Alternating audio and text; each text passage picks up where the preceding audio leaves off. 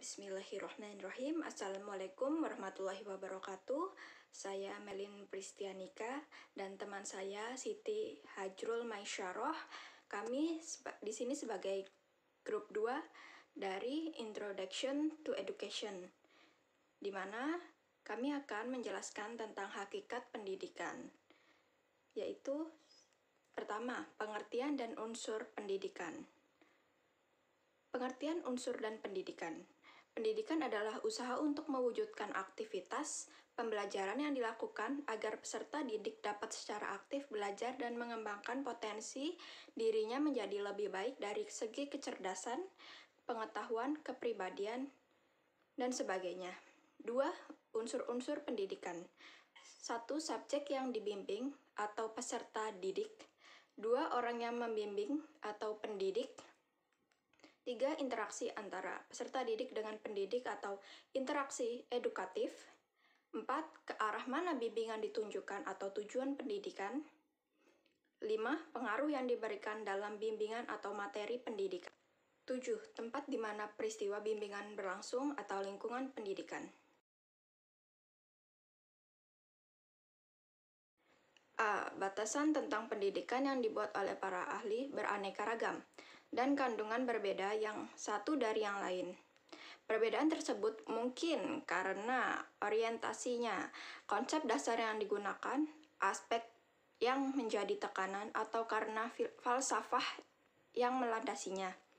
A. Pendidikan sebagai proses transformasi budaya. B. Pendidikan sebagai proses pembentukan pribadi. C. Pendidikan sebagai proses penyimpanan warga negara. D.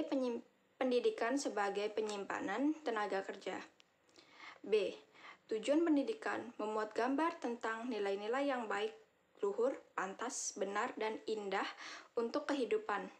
Karena itu, tujuan pendidikan memiliki dua fungsi, yaitu memberi arah kepada segenap kegiatan pendidikan dan merupakan sesuatu yang ingin dicapai oleh segenap kegiatan.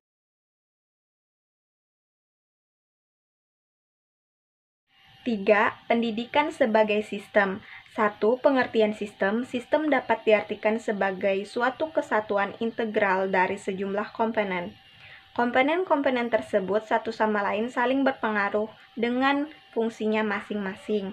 Tetapi secara fungsi, komponen-komponen itu terarah pada pencapaian satu tujuan. 2. Komponen yang saling berhubungan antara komponen dalam sistem pendidikan. A. Sistem baru sebagai masukan mentah. B. Guru dan tenaga non-guru, administrasi sekolah, kurikulum, anggaran pendidikan, prasarana dan sarana yang merupakan masukan instrumental. C. Corak budaya, kondisi ekonomi, kependudukan, politik, dan keamanan yang merupakan faktor lingkungan. 3. Hubungan sistem pendidikan dalam sistem lain dan perubahan kedudukan dari sistem. Suatu komponen dapat berubah status menjadi sistem apabila komponen tersebut dilihat secara tersendiri, sehingga komponen tersebut terdiri dari sejumlah subsistem.